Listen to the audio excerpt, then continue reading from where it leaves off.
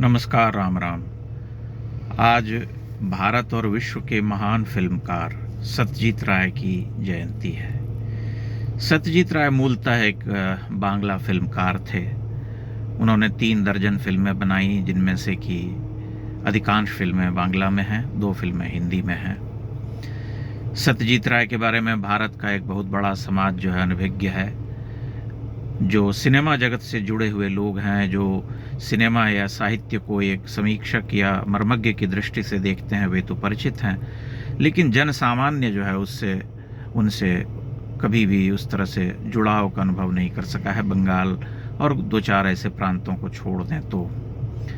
परंतु सत्यजीत राय को मैं समझता हूँ कि हर भारतीय को देखना चाहिए, जो सिनेमा देखना चाहता है, सच्चे अर्थों में सिनेमा को पसंद करता है। सत्यजीत राय का प्राकट्य जो है एक कलाकार के रूप में 1950 के दशक में होता है, जब वो एक 3 फिल्मों की एक श्रृंखला जो है उसकी योजना बनाते हैं। अपू ट्रायोलॉजी जिसे हम कहते हैं इंग्लिश में, अपू त्रयी 3 फिल्मों की एक श्रृंखला है, जिसकी पहली फिल्म है पाथेर पांचाली, दूसरी फिल्म है अपराजितो, तीसरी फिल्म है अपूर संसार। पाथेर पांचाली जब उन्होंने बनाना शुरू किया था, तब उनके सामने बहुत सारी समस्याएं थीं, कठिनाइयां थीं, पैसे की तंगी थी, इसलिए उन्होंने फिल्म का एक हिस्सा शूट किया, फिर बंद करना पड़ा, फिर दोबारा उसे चालू किया। तो वह 2-3 वर्षों तक खिंचता रहा। अंततः जब फिल्म रिलीज़ हुई और वैश्विक पटल पर उसे दिखलाया गया, तो बहुत सारे लोगों ने उसकी, बड़े बड़े कला समीक्षकों ने बड़ी प्रशंसा की और यह माना कि भारत में एक नए निर्देशक का जन्म हुआ है, जो कि विश्व के सिनेमा वाला जो पटल है उस पर अपनी उपस्थिति दर्ज कराने वाला है। पाथेर पांचाली विभूति भूषण बंदोपाध्याय, जो बंगाल के बड़े महान कथाकार थे, उनकी कहानी है, उनका उपन्यास है, जिसमें कि एक बंगाल के दरिद्र ब्राह्मण परिवार की कथा है, और उसे उन्होंने चुना है फिल्म के रूप में। बहुत सारे लोगों ने उस फिल्म की आलोचना इस आधार पर की है कि सत्यजीत राय ने विश्व में भारत की गरीबी को बेचने का प्रयास किया, जैसा कि नरगिस ने कह दिया था, एक स्टेटमेंट दे दिया था। लेकिन अगर हम ध्यान से देखें तो उनका ये स्टेटमेंट बहुत ही दयनीय है और हास्यास्पद है, जिसे हम कहते हैं, क्योंकि ऐसा आरोप तो पहले विभूति भूषण बाबू के ऊपर लगना चाहिए, क्योंकि उन्होंने अपने कथा साहित्य में उस विकट दारिद्र्य का वर्णन किया है।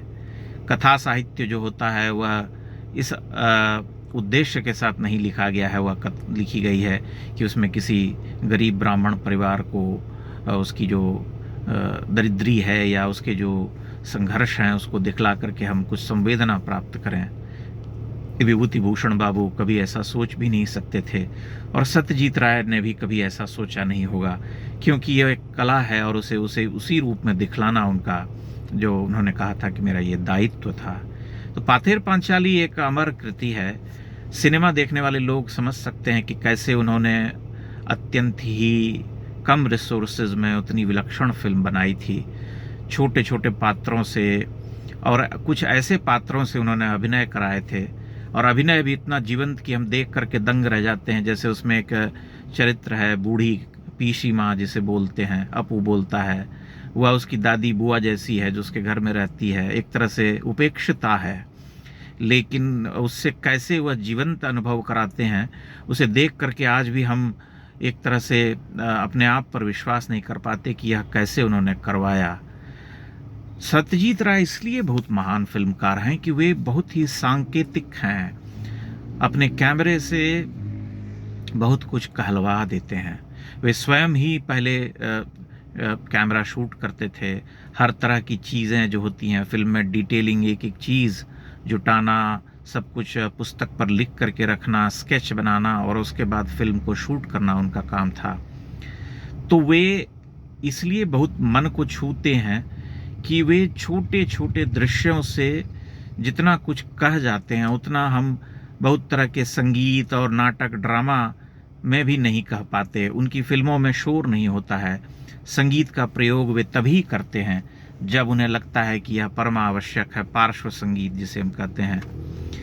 तो पाथेर पांचाली में ऐसे बहुत सारे दृश्य हैं जो हमें बींद डालते हैं, विशेष करके जो मृत्यु दृश्य है 2-3, और जिस तरह से उन्होंने उस परिवार की गरीबी को दिखलाया है, वह मन को छूता है। और उसके बाद फिर अपराजितों में भी कुछ इसी तरह से कथा आगे बढ़ती है, जो अपूर्व संसार में जाकर के पूरी होती है।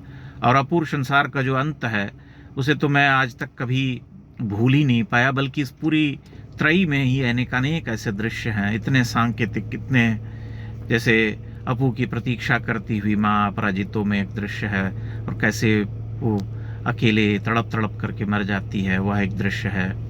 या अनेकानेक, मैं कितने दृश्यों का यहाँ वर्णन करूँगा संभव नहीं है। सत्यजीत राय ने जब फिल्में बनाना शुरू किया तो अपू त्रयी के बाद वे और भी बहुत सारी फिल्मों का निर्माण कर सके, जैसे कि जलसाघर, जैसे देवी, जैसे नायक, जैसे महानगर, जैसे चारुलता, जैसे अरण्य दिनरात्रि, जैसे जन अरण्य। तो ब्लैक एंड वाइट फिल्मों में उनका जादू जो है वह कमाल का है, वह हमारे सिर पर चढ़ करके बोलता है, क्योंकि उसमें हमेशा उन्होंने ऑब्जेक्ट को प्रधान रखा है, जो पात्र है उसे प्रधानता दी है। जैसे कि वे शॉट्स जो अपने कैमरे का इस्तेमाल करते हैं वो इतनी गंभीरता से और इतना सचेत होकर के करते हैं कि जब मुखाकृति है, जो उसके चेहरे पर भाव है, वह उमड़ करके सामने आ जाता है। इसके लिए वे क्लोज शॉट्स, मिड शॉट्स का बहुत प्रयोग करते हैं। उनके फिल्मों में जो दृश्य है, जैसे कोई मूविंग दृश्य है तो उसमें वो इतना स्मूथ मूव करता है कैमरा, जो पैन होता है जैसे हम घुमाते हैं। तो इन सब चीज़ों से वे फिल्मों में प्रभावोत्पादकता लाते हैं, और म्यूज़िक का प्रयोग बहुत ही कम करते हैं, जहाँ पर उन्हें लगता है कि म्यूज़िक का प्रयोग जो है अनिवार्य है।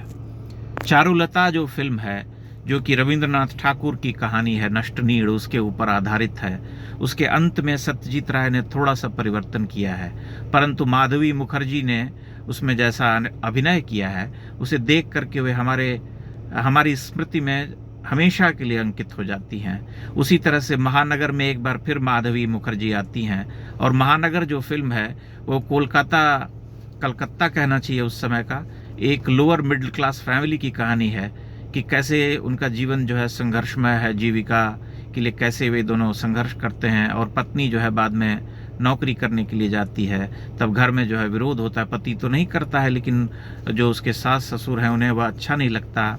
सास को तो खैर उतना, लेकिन ससुर को बहुत ही बुरा लगता है। लेकिन वह स्त्री जाती है, अभिमानिनी है एक तरह से वह स्त्री।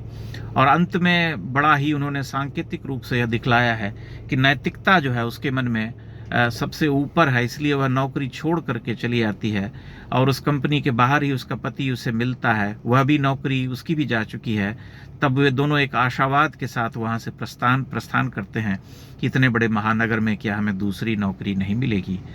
तो सत्यजीत राय एक बहुत ही कोमल भावना प्रधान कथा वस्तु के चितेरा थे, और उन्होंने अपनी फिल्मों से बहुत बड़े समाज को, बंगाल को और अन्य प्रांत को प्रभावित किया। उनकी एक अत्यंत ही महत्वपूर्ण फिल्म है जलसाघर, जिसमें एक जमींदार की कहानी है जो अत्यंत ही वैभवशाली दिनों को देखता है। कभी आसपास के गांव में उसके हज़ारों बीघा ज़मीन है, पर धीरे धीरे उसका वैभव लुट जाता है, लेकिन उसके भीतर का जो अभिमान है वह नहीं मरता है।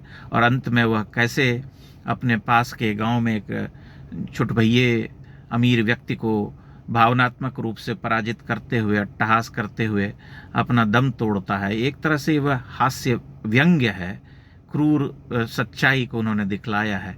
लेकिन वही है कि वे जब फिल्म जब बनाते हैं तब कंपेयर करते हुए या कोई एक गहन चित्र को दिखलाते हुए इतने प्रतीकात्मक हो जाते हैं, इतने सांकेतिक हो जाते हैं कि हम चकित रह जाते हैं उन्हें देख करके।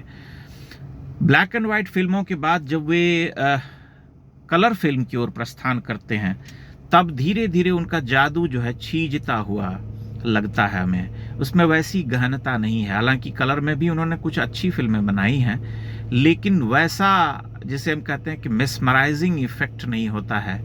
उसका एक बड़ा कारण यह भी है कि सत्यजीत राय की अवस्था होने लगी थी, उम्र होने लगी थी, वे बीमार भी रहने लगे थे, और वे उस तरह से जुड़ करके फिल्म निर्माण में अपनी भूमिका नहीं कर पाते थे, जैसा कि उन्होंने ब्लैक एंड वाइट फिल्मों को बनाने में दिखलाया था या किया था। सक्रियता तो उनकी होती थी, लेकिन कहीं कहीं मिसिंग लगता है। और दूसरी बात ये कि जब वे फिल्म बनाते हैं तब अपने विचार को नहीं थोपते, केवल कथा जो है जैसे दिखलाया है, रचा है किसी कथाकार ने, उसको एज इट इज प्रस्तुत करने का प्रयास करते हैं। इसलिए वे हमें बहुत मोहते हैं। जैसे उनकी एक बहुत अच्छी फिल्म है जो 1950 के दशक में ही आई थी, देवी, जिसमें कि एक महिला को घर का ससुर जो है मान लेता है कि यह साक्षात देवी है। स्वप्न में देवी आती है और कहती हैं कि तुम्हारी बहू के रूप में मैं तुम्हारे घर में हूँ। तब उसके साथ जो ज्यादती होने लगती है कि जबरदस्ती उसे देवी बना दिया जाता है, और अंत में वह जो है उसकी गोद में उसका भतीजा सिर्फ इसलिए मर जाता है, डॉक्टर के पास नहीं ले जाते हैं कि यह देवी है और देवी जो है आशीर्वाद दे देगी तो बच्चा ठीक हो जाएगा। बच्चा मर जाता है और उसके बाद वह स्त्री जो है एक तरह से विक्षिप्त हो जाती है। वह कहती है कि मैं देवी हूँ, तो देवी को भसाने का समय आ गया है, अब जो है मैं जा रही हूँ अपने आप को नदी में सौंपने के लिए।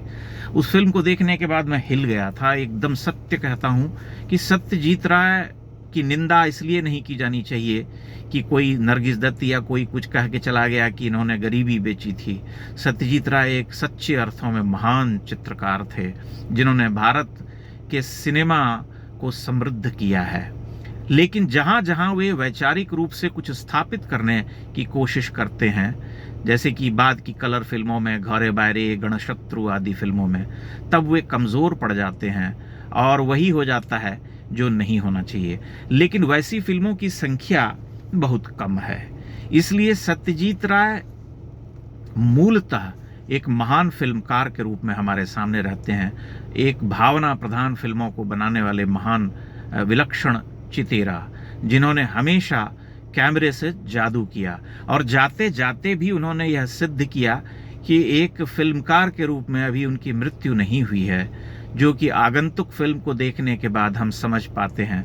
आगंतुक उनकी आखिरी फिल्म है जिसमें मुख्य भूमिका उत्पल दत्त ने निभाई है। एक कॉम्प्लेक्स टाइप का संबंध है जिसमें कि उत्पल दत्त मामा के रूप में किसी बंगाली परिवार के सामने आ जाता है, चिट्ठी लिख करके पहले सूचित करता है कि मैं तुम्हारा मामा हूँ, तुम्हारे घर आ रहा हूँ। वे सभी थोड़ा परेशान हो जाते हैं, पति पत्नी है और बच्चा है। पत्नी तो नहीं होती है, लेकिन पति को अधिक हमेशा लगता है कि कहाँ से ये आ गया है। वह थोड़ा सनकी टाइप का व्यक्ति भी है।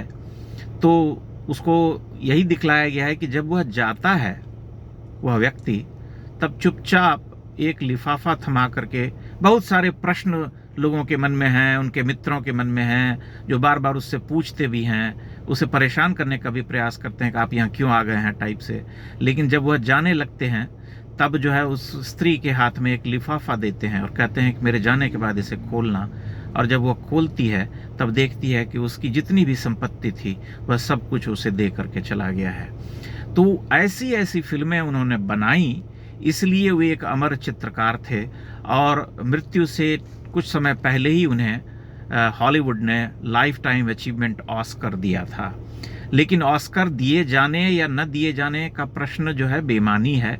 ऑस्कर न भी मिलता तब भी सत्यजीत राय हमेशा एक महान फिल्मकार के रूप में रहते, क्योंकि विश्व के जो महान फिल्मकार हुए उनमें से कई लोगों ने ये कहा कि वे विश्व के महानतम फिल्मकारों की पंक्ति में बड़ी आसानी से बिठाए जाने के योग्य हैं। उनके ऊपर शुरुआती दिनों में नियो रियलिज्म जिसे हम कहते हैं उसका प्रभाव साफ दिखाई देता है। जो डीसी का, जॉन फोर्ड, रेनुआ आदि की फिल्में वे देखते थे। और डिसिका की बाइसिकल थीव्स तो उन्होंने कोई 48 बार देखी थी लंदन में, और उसकी छाया जो है उनकी फिल्म में दिखाई पड़ती है, विशेष करके अपूर्व संसार में। हालांकि यहाँ मैं डिटेल में उतनी सारी बातें नहीं करूँगा क्योंकि बहुत लंबा हो जाएगा, लेकिन सत्यजीत राय को मैंने बहुत ही प्रेम से देखा है, बड़े आदर से देखा है। और उनकी फिल्मों पर एक समीक्षात्मक पुस्तक भी लिखी है, माणिक दा का जलसा घर। जलसा घर इसलिए कि उस जलसा घर फिल्म में जो जलसा घर होता है वहाँ पर नृत्य और अन्य कार्यक्रम होते हैं, जो छवि विश्वास उसमें मूल किरदार के रूप में है। मैं आशा करता हूँ कि आप सत्यजीत राय की फिल्में देखेंगे, और अगर आप सच्चे अर्थों में सिनेमा के मर्मज्ञ हैं, उसके पारखी हैं, तो सत्यजीत राय आपको निश्चय ही झकझोर डालेंगे अपनी फिल्मों से। उनकी जयंती पर मैं आदरांजलि देते हुए अपनी बात को समाप्त करता हूँ। बहुत बहुत धन्यवाद।